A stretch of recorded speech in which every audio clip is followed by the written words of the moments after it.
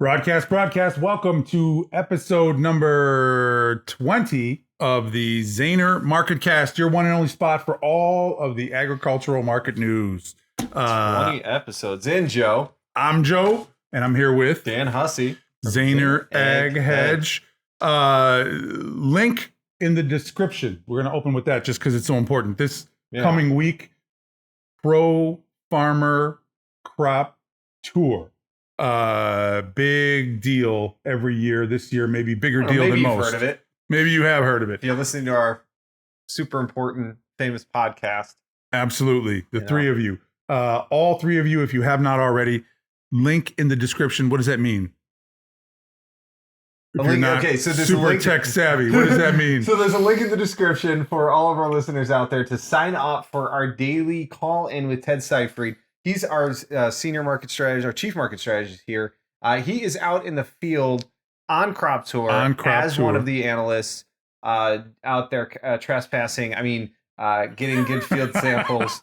And sorry, I had to take a crack at it. You got to do it, right? Yeah, like, for sure. It's name something that feels illegal that isn't. Not making a joke about pro farmer trespassing. Anyway, he's out there collecting that data. He'll give us rundowns of what he saw in the fields. I actually feel like an idiot right now. I don't know if he's on the eastern or western leg this year. Western leg. Western leg, good. He's back to his usual stomping grounds. I think he did eastern last year. But anyway, back to that western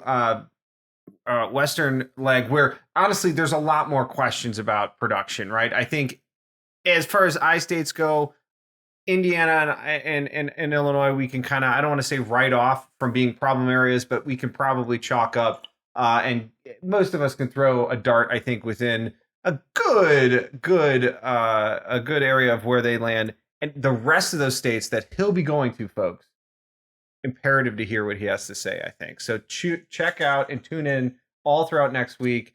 I think by around 2 p.m. he's hoping to maybe get that updated, but it may take a little longer every day to get that daily recording and him up there on the phone. So link in the description means if you're listening to this now, go down to the description, click the link, give us your information, get the telephone number for this hotline, and be updated daily by Ted Seifried from Zaner Ag Hedge. Our boots on the ground at Pro Farmer. Boots on the ground. Dan, what else do we want to talk about? Last week, we were Zaner Ag Hedge sponsored Susan Stroud's Noble Ag, right? Yep, Noble Ag. Wheels Up Summit for 2024. Wheels Up Summit for 2024. And so basically Wheels Up was the theme for the summit. Reference to essentially sustainable airline fuel or sustainable energy, and a lot of talk about that at this conference, right? So we made our way to St. Louis. They have a sports team down there. I can't remember the name. Nobody on the Zaner Ag Hedge team, I don't think. Well, you know what though, Ted? I think Ted is I'm not sure whose loyalties lie where. Yeah, I'm not going to speak for Ted, but I don't know about you, but I will say that stadium, that baseball stadium and the surrounding area, I could not help but be impressed. That was really, really nice. What did you think? I don't know. My eyes kind of burned, my skin I felt a twitch. It was, I don't know. It was almost as if I was about to transcend into the first layer of hell. No, one of the rings. Anheuser-Busch Stadium, or Busch Stadium, I think it may be called, whatever, Busch Field. Yeah, really impressive facility. Cool place for a venue. Shout out to Susan and Noble Ag. Absolutely got to take our hats off and applaud you on hosting a great seminar. Great speakers, I thought. We sat through... I don't know how many speakers. It was a good part of the day. There's a lot of information. And so I'm curious. Informative on a subject that all of us had a lot of questions. What was our biggest takeaway? So we sat through a lot of speakers, really, really great speakers. Again, Susan did a great job. And the folks that came to talk were terrific, super informative. What was your biggest takeaway? One of the biggest takeaway, I think, for me has been now,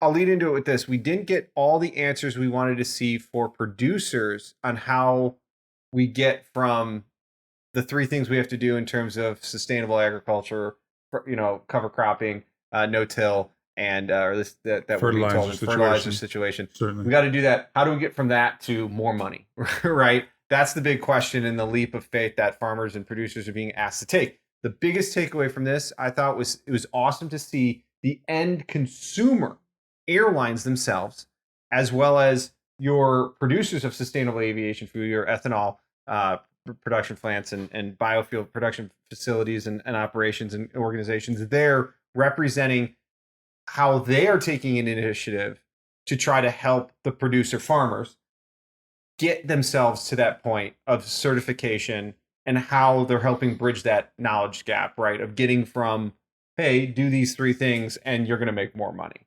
So after I took a minute to speak with the young man from Southwest Airlines, and I came away from that conversation thinking farmers and producers of every size at every location in this country have got to begin to pay attention to this. Now, 2 weeks ago, to me, some of this was cause for, mirth. Like we could make jokes about, sustainable air, no-till, a lot of these things, we just dismissed them out of hand. I came out of this presentation thinking that if you don't think about carbon intensity score often, it may be a good idea to at least begin to learn, because this carbon intensity score is how they're going to be making decisions about the processor, about the end user, or not the end user as well, but the producer. At every level, carbon intensity score is going to begin to be a thing. And if you're not paying attention, maybe you should begin. And regardless of your personal opinions or thoughts on climate change and on these practices, hey, if it means more dollars in your pocket, right? Who cares? So I think we can both There's agree. just a few things, a few hoops to jump through, and a few dotted lines to sign on to take advantage of this type of program. That really, it's there, and it's going to be different for everybody. It's going to take time for it to fall into place, but it's there. Everybody's hoops are different, and everybody has to decide whether or not they're going to jump through the hoops. Right. But it certainly behooves a producer to recognize the hoops and recognize that you're jumping through them to get to money, and that's how that's going to work. And I think that we agree then our takeaway. I thought you and I both felt we saw enough information in terms of what they presented to us, both the airlines and those ethanol producers. They presented us with some great information and some slides that hopefully next week we'll be able to share with you guys in another separate presentation for another little shameless plug that Joe and I next week, we're going to be doing a little recap of the SAF Wheels Up details. All right. Try to bridge that knowledge gap of, okay, we saw some initiatives that are going on to help get us to that end line. Hey, let's figure out if we know this is the bump in tax subsidies and price, bump we're going to see, there's a way we can extrapolate that back to the farmer perhaps here and maybe look at some other stuff together next week. And our biggest takeaway then is if there means is more some dollars money and in cents in your pocket. Right. If there is some money in it, at. It's worth looking at the details. Right. And that's the detail we want to fine tooth because hey, if it's economics, right? If it's economical and improves your life, that's what makes sense, right? Let's talk about the numbers. This week, corn for December opened the week 394 3/4. The high 403 3/4. Low 390. Last trade I saw was about 392 1/4. That's a change for the week of about 4.5. Funds remain short, maybe less or more depending on how these numbers come out today. Yeah. But 256,000 contracts. A lot of shorts. New lows. There was a new low, but I think a tick. There are 390 new low, contract low here today. A lot of people are going to scream, that capitulation and that irked out a head fake new low. Maybe even a double bottom per se by a tick, but honestly, the volume is still there on the sell side. We've had expanding, moves to the downside everywhere in agriculture. We saw lower lows and lower highs, even with a green close in wheat. It was still a bearish day overall. This descending kind of wedge structure we have in the December wheat, you can see on the chart there that or yellow triangular wedge there. If that downward or that lower bounding trend line doesn't break as support, you could call this kind of an ending diagonal, and we might be seeing a bit of loss of momentum as this type of candlestick structure suggests. But we got rejected at the 18-day moving average. I mean, again, right? Everything about this, with the exception of a 3-day period in July, we were above it. We've remained technically short in a otherwise technical downtrend. And today, and the close we saw, Did nothing to change my opinion of that. 50-day moving average looks to that green line comes in at 427. So yeah. we're stretched. But so what do you have on the docket? You've got Pro Farmer. They're going to go out and tell you if the USDA, if it is what the USDA says it is. So that's a big deal, potential inflection point here. Yeah. But if they do come out and say, yes, it's exactly what we this all doctor fear. from the university says it is. It's exactly The record what yield the USDA says. And what's really the low? acreage, I mean, yeah. There's really no scientific way to begin. A lot of folks talking about 350, right? You go out to that daily continuous chart, the weekly continuous chart. You draw those big supporting trend lines. You can see those supporting areas around 350. 350 is what it is. Yeah. That's exactly where it came through on my chart. And so you're 40 cents away from that. 40 cents is not chump change, right? I mean, I talked to somebody the other day, they said, well, it's hard to carve out that last 30 cents. Well, they're making it look pretty easy. You know what I mean? They're making it look pretty easy to push this. But also, this is how it usually looks before it stops. Exactly, right? You get this. We had a big move down. You get these kind of head fakes higher. We get think of how many times you've heard a low been called since July. Between July and now, right? As this market's chopped around on here. So what you're saying is we're grinding into these lows. We're having it's a labored technical movement. Correct. Yeah, I get it.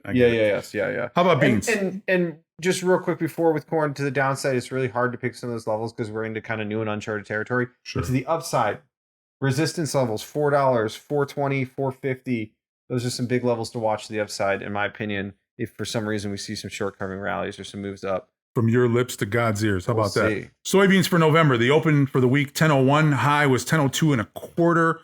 Low for the week, new low, 9.55. Close, last trade I saw was 9.56. Yep. Which is a change on the week of, I don't even really want to say it out loud, 46 and a half on the week. Post WASD, they really came after this. Down 20 one day. They took a breather and then down 20. Was it down 20 the next day? Yeah. Came earlier in the week, or the estimated number for here is negative or short 200,000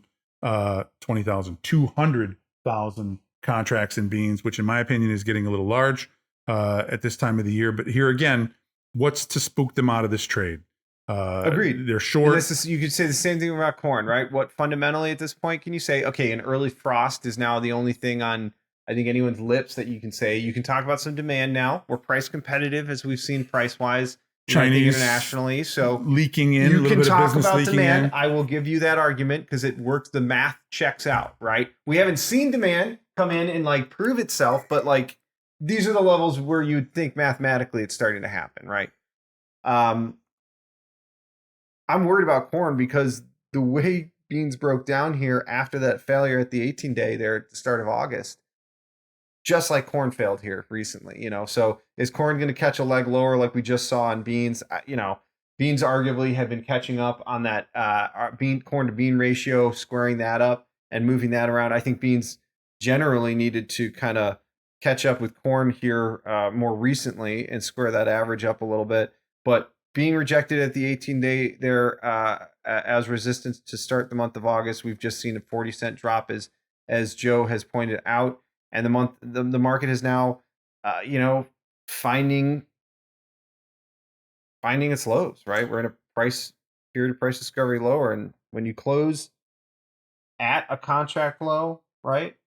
I mean, this is the lowest close we've had on this. And here again, 50-day moving average comes in around 1080. Yep. You're talking about a 956, 957 close for the day. I mean, we are long ways away from that. we are stretched out.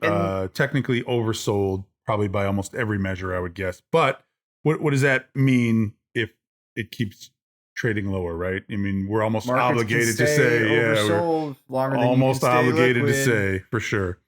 And so there again, you start talking about what's the value area, and that this is it right here. This 950 again is where folks have been speaking of an area where you might start to find some buyers. What I would caution is that in this day of algorithmic trading, when those algos when those algos suspect that no more downside can be had, they're going to turn around and the bounce could be rather dramatic, right? Yeah. So, who's to say where that is? But when they feel it, when the computer feels that you cannot get any lower, I suspect that they will turn around and head back, and maybe we'll see some of these resistance levels get tested again. And I think you're absolutely right. There's going to be the reversal here isn't going to be as, I think, pronounced or as eventful as you might think, right? There's not going to be that big aha moment where this big news drops or something big happens that all of a sudden this goes the other way. It's just going to happen. The market will lead the market fundamental. will lead the fundamental. Sure. The funds will start covering based off of financial decision, not based off of all these other things. I mean, we could be wrong. We could have the world's biggest blizzard heading towards us on September 1st. But, at the end of the day, I think we've got technical chart patterns that have been leading the way and funds that are probably just doing victory laps. Yeah, I mean, you hate to say it, but they've been right, and the only reason they're going to get out now is if they start being wrong. And what's honestly going to make that happen? Price action. Right. Yeah. The only thing that I can think of at this point. How about wheat? Open the week, D-Sweet 565 and 3/4. High was 570. Low 545 and a half. Last trade I saw was 551. That's down 14 and 3/4 on the week again. And that's a 78,000 contract short by the funds. Wheat, you might expect to see some sort of traction here, right? As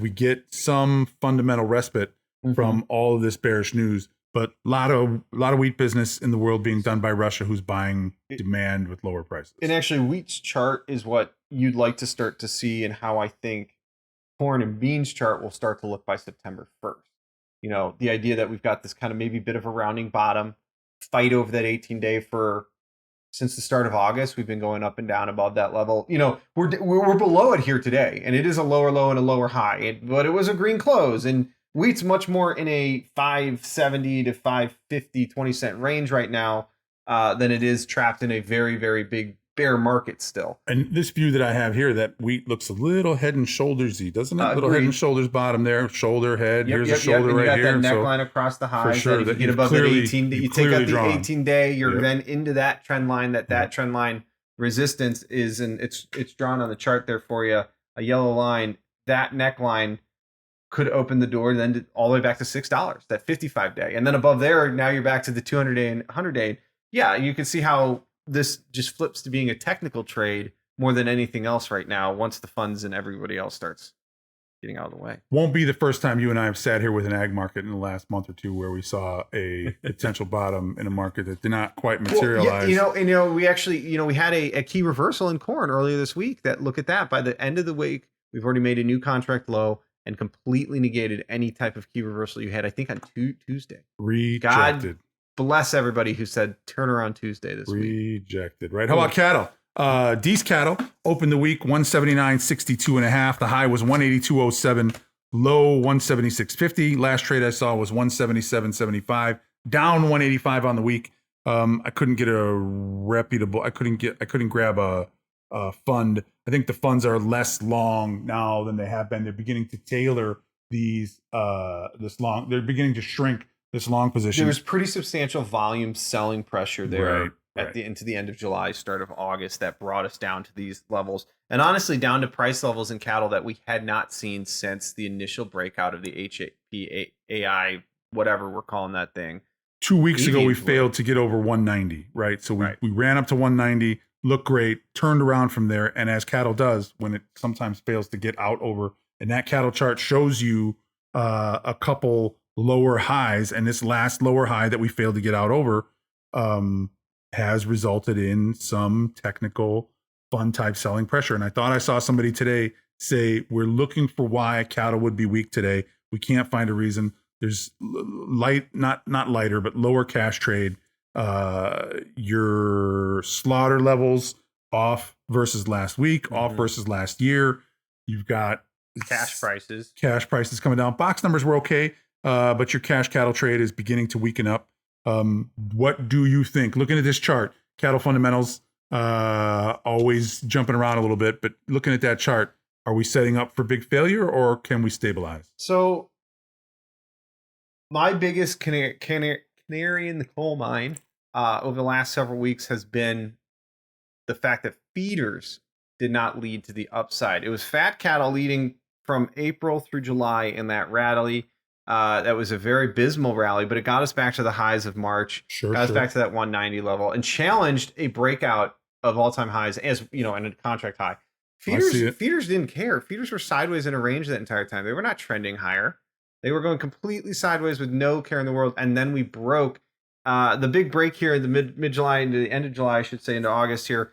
It correlated with a risk-off event and a big move lower in equity indices. Japanese yen unwinding. Yep. So we have these macro events now coming in that are spooking cattle markets too. It's like, if fundamentals obviously don't matter, I mean, I think they matter. I think that's why we're in the 190 to 175 range, right? And not because your basic cattle numbers just are not increasing. No heifer retention. Exactly. Right. We are right.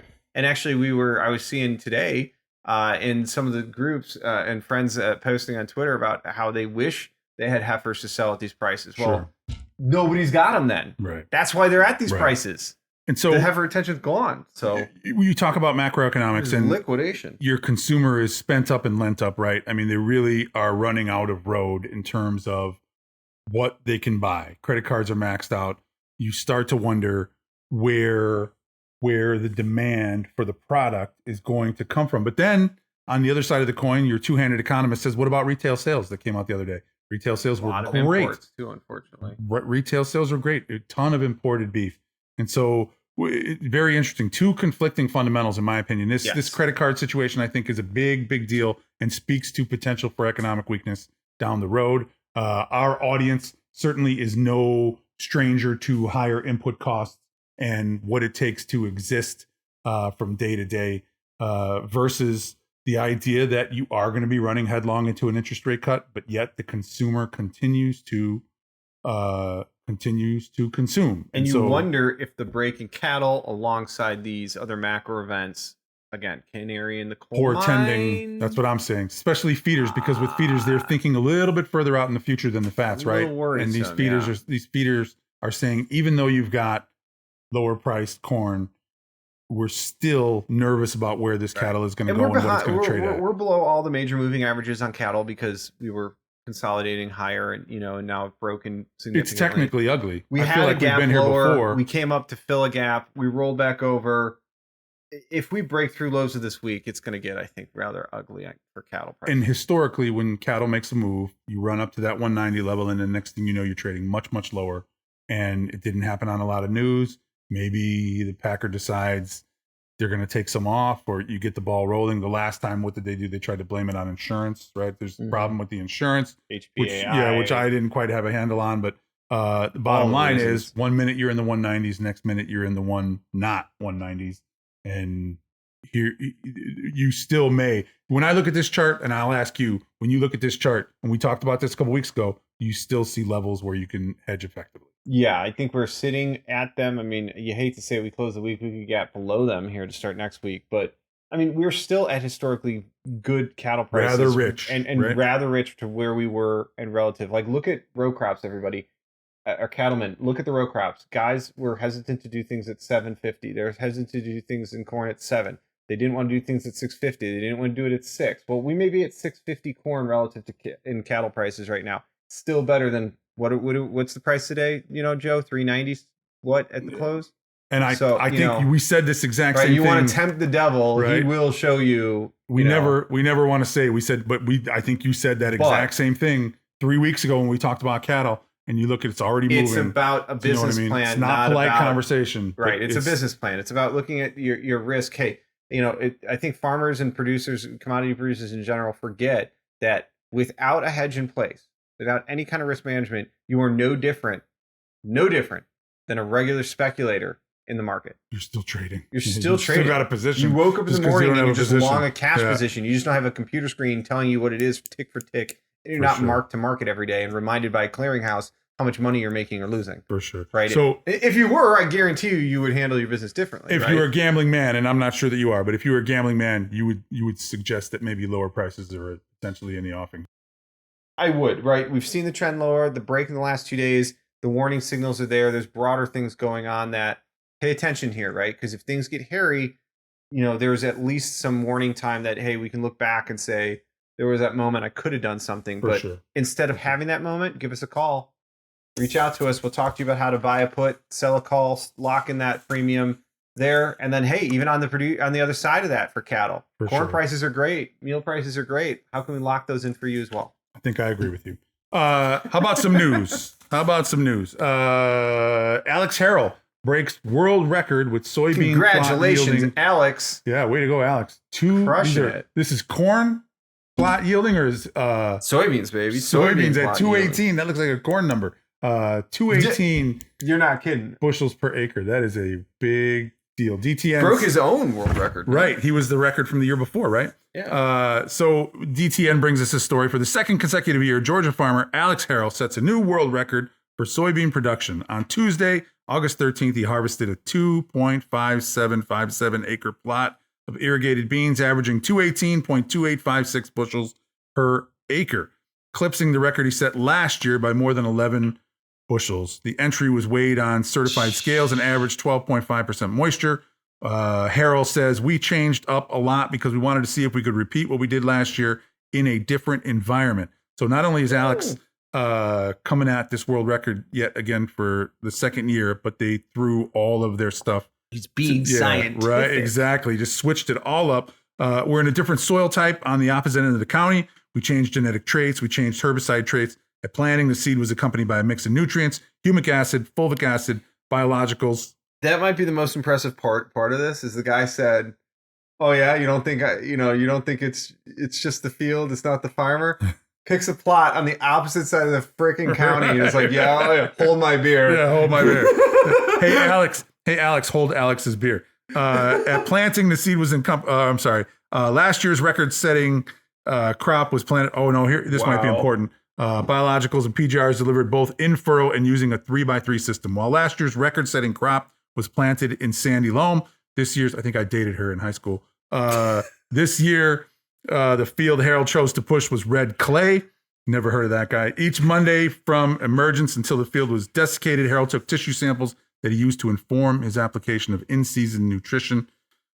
Foliar fertility was applied primarily using Y drops and drones. After last year's record-breaking performance, Harrell said he was convinced of two things necessary for achieving high yields: planting early and striving for large seed size. That's anyway. You heard it from his mouth to God's ears. Right. You heard it here. Planting early and large seed size. Yeah, it's really nice to have that Georgia growing window, isn't it, Alex? Yeah. Can't take anything away from Alex. That is pretty impressive. No, seriously, it's impressive. It really is. But again, a reminder that there's so much that goes into this, and good for you, Alex. Good for you. 218. Holy. Well, Farm Bill crisis. Farmers' fears of losing their business if one isn't passed soon. RFD TV reporting that the Farm Bill is one of the several large items on lawmakers' radar when they return from summer recess. We should force these guys to work all year. Yeah, all year long, right? Jeez. Yeah. Producers have been waiting for a new 5-year Farm Bill for more than a year, and now some are warning they could be out of business if one is not passed soon. North Carolina cotton producer David Dunlow told House Ag lawmaker producers are worried. Several Washington leaders have said another extension of the 2018 Farm Bill is likely, but Dunlow warns that will not cut it, pointing to how production costs have been rising since 2018. In fact, 2018 to 2020, we saw the biggest bump in those production costs in a generation. Yeah, you can't use those old numbers. He says the current situation is worse than he's seen in 40 years of farming. When a farmer plants a crop, they put more than just their job at risk. Their farm is their home, their livelihood, and a pillar in their community. For many, it is also their family legacy, something passed down to them over generations they hope to pass down to their kids. No farms, no food. Absolutely, right? We all need it. Eventually putting farmers in rural communities where they live in dire straits, as well as everyone they service around the world. We're facing rapidly declining commodity prices, and inflation have driven up the expenses of the farm and equipment and farm inputs. Farm incomes are off by nearly 50% from the last 2 years, and Congress returns to Capitol Hill on September 9th. A Farm Bill decision will need to happen soon, with 2018 legislation expiring on September 30th. You come back on September 9th, huh? They got 21 days to get it done. Take your time, fellas. What's the over under on them getting? right. Wow. Right. Quality. Seriously. Hey, so let's review. So give us or sign up there. Get the number for the link call in the description. Link in the description. I know what it means now. Sign up. Call in for Ted Seyfried's on the ground reports from the Crow Farmer Park Tour. Get ready for more information about Joe and I next week. Stay tuned. We'll be coming back with episode 21, I guess, sometime next week. 20.5, maybe we'll call it, right? Yep. Yeah, this is little sustainable airline fuel cul-de-sac. Aviation fuel, right? And everything else that we learned about at the conference, and more to help you. And our producer Carter. Let's see what he's got going on today. Question of the week. What is your favorite bourbon and why? Does that say bourbon? Oh, seasoning or season? Favorite seasoning? Summer, spring. Oh, okay. Red pepper seasoning. Favorite. What is your favorite bourbon seasoning? I'm a white truffle man myself. Yeah, exactly right. All right. So, what's your favorite season? Spring, summer, autumn, or winter? Wait, so there's no bourbon involved? Apparently, I misread that. It doesn't say. You want to say your favorite bourbon? Doesn't say. Who can? That's what I was going to say. Who can choose? You know what I mean? Like, my favorite bourbon is the one you're buying. How about that? Yeah. So, what's my favorite? I don't even need to think about this. Normally, he stumps me, and I gotta let you talk, and then I gotta hem and ah. It's summertime. There's no, especially in this neck of the woods in the Midwest. You give me some summer. No, I don't care if it's 100 degrees. Wrong. It's the fall. Oh, dude, do not even pumpkin spice. No, do not wrong. even put your pumpkin. Are you serious? It's the fall. Is it really? What? Why?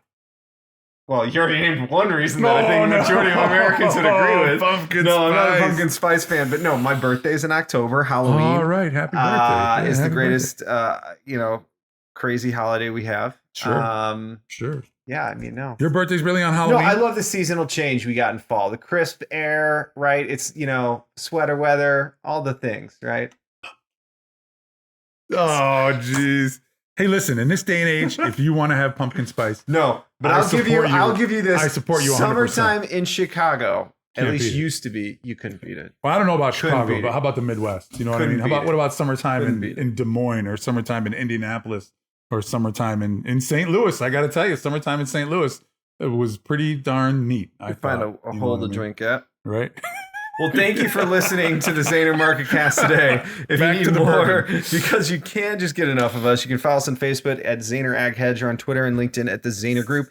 And if you've not already, check out the link in description. Link in the description. To sign up to get Zaner Ag Hedge's very own Ted Seyfried. You may have seen him on RFT TV, Market, and one of our analysts on the Crow Farmer Prep Tour next week, giving us on-the-ground reports of what he saw every single day. So check that out. That's going to be cool. Very cool. Very cool. And the best part, we've always mentioned this. Does not cost. But it doesn't cost you a thing. If you're not happy, we'll give you your money free. back. You can find up and sign up for more of this in the links provided. Thank you again. And be sure to like, comment, and drop us a follow to not miss a beat from our podcast. Stand by. Episode 20.5 coming your way. And we'll be back with you as price action develops. Have a great day.